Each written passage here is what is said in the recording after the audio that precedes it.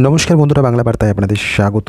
অর্জুন সিংকে তলব করলো সিআইডি এবং তারপর সিআইডি যখন তলব করছে আদালতে তিনি দ্বারস্থ হলেন।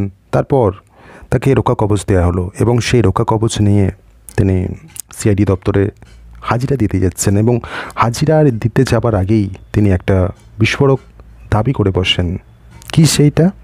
তিনি বলেন রাজ্যের সরকার, এই সরকার শুভেন্দু অধিকারী সহ তাকে মানে মোট 4 জন ব্যক্তিকে গুপ্ত হত্যা করার পরিকল্পনা করছে এবং এই কারণেই তারা এমন একটা কেমিক্যাল এনেছে বা আমদানি করেছে রাশিয়া থেকে, যার ন্যূনতম স্পর্শে মানে সেটা যদি টেবিল বা চেয়ারেও লাগিয়ে দেওয়া হয়, যদি ন্যূনতম একজন মানুষের শরীরে টাচ হয়, তাহলে তার মাল্টি অর্গান অর্থাৎ একাধিক অঙ্গ ফেল হয়ে যাবে এবং সেই টাচটা যদি, সেই কেমিক্যালের সংস্পর্শ যদি ন্যূনতম ঘটে, একজন ব্যক্তি 3 থেকে 6 মাসের মধ্যে তার বিভিন্ন মাল্টি অর্গান ফেল হবে এবং তারপর তিনি মারা যাবেন ধীরে ধীরে।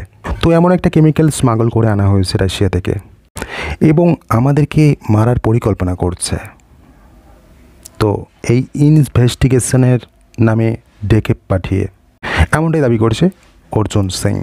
তো অর্জুন সিং যেটা দাবি করছে, এই যে মারার পরিকল্পনা এই কেমিক্যালের মাধ্যমে, তো 4 জনকে মোট এই তালিকায় 4 জনের নাম রয়েছে, তার মধ্যে অর্জুন সিং নিজেও রয়েছে এমনটা তিনি বলছেন আমাদের বিরুদ্ধে একটা ক্রিয়েটিভ চক্রান্ত চলছে।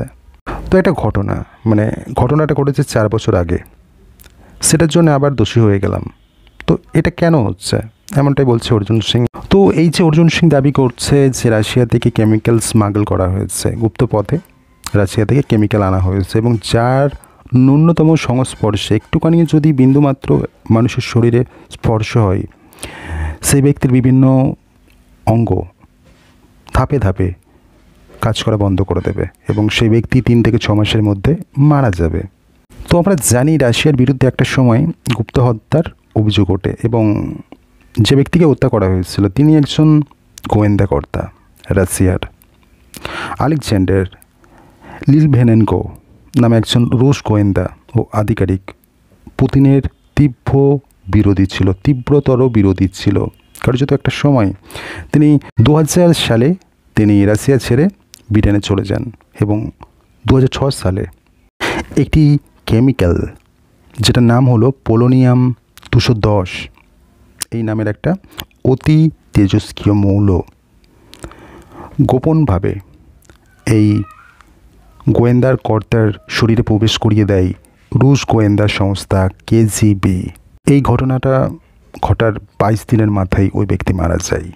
এখন প্রশ্ন হলো, অর্জুন সিং যে দাবি করছে, তিনি তো বলছেন তিনি গোপন সূত্রে এই খবরটা পেয়েছে, তাদের বিরুদ্ধে একটা ক্রিয়েটিভ চক্রান্ত চলছে এবং সেই কারণেই তাদেরকে বারবার ডেকে পাঠানো হচ্ছে এবং সেই যে তালিকায় এই যে গুপ্ত হত্যা করা হবে, এই তালিকায় নাম রয়েছে 4 জনের, তার মধ্যে শুভেন্দু অধিকারীরও নাম রয়েছে, এরকম একটা অর্জুন সিং দাবি করছে। তো এই দাবির মধ্যে কতটা সত্যতা রয়েছে সেটা তো সময়ই বলবে।